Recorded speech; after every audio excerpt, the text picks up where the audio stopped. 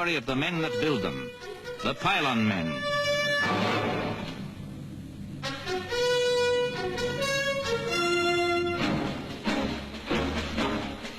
These are the men who have made danger their stock in trade.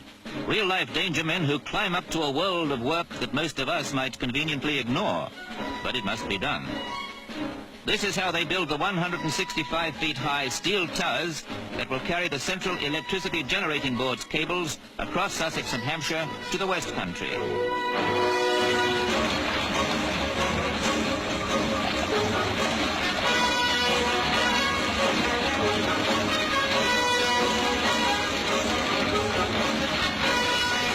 You might say that the pylon men work above the ground level controversy that goes on before the plans for Britain's power gets the go-ahead. But when the decisions have been made and the best course plotted, the steel giants stride 5 to the mile across the fields, and the huge dish insulators can be slotted into place.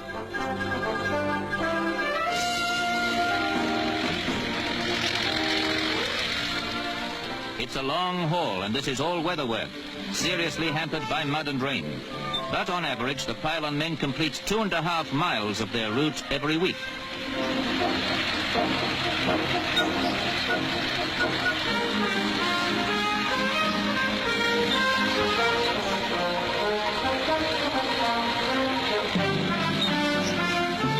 Here's a balancing act that's a workaday routine, and they say you get used to it. But you need more than a head for height, because this is as delicate a job as threading a needle, calling for steady, split-second teamwork. And when the steel towers and glass insulators are exactly in place, it's time for the big job of putting the power lines into position.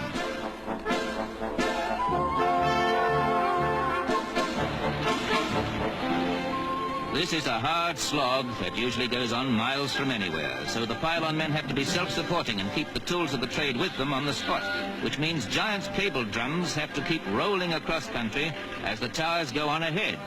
4 steel-cored, aluminium-coated conductor cables make what the pylon men call a bundle. Their job? To carry a 400,000-volt load of electric power to supply the national grid.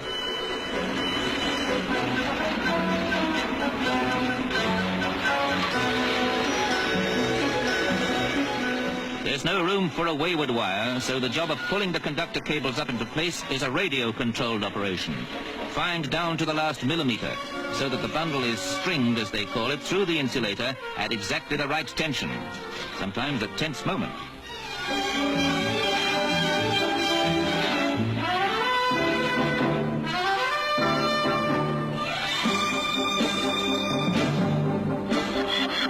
Although in these days of automation we are cutting out the elbow work, joining up the cables to make a continuous power line hundreds of miles long is something that still goes best by hand.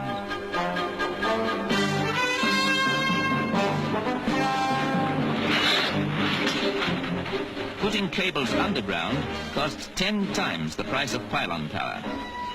When the railways were first laid down, it was feared the flaming hot coals would burn up the whole of Britain. Now the age of steam is over, people are more concerned that we've lost our railway heritage. In days to come, pylons too may have their champions, eager to preserve them as historic monuments.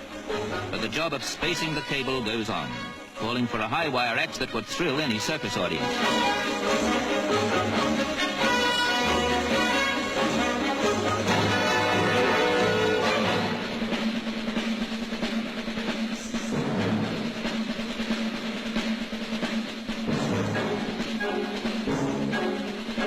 This is where the pylon men turn spacemen. So the wires don't bang together and short the whole system. They're kept apart by flexible spacers, what you might call keeping up the high tension.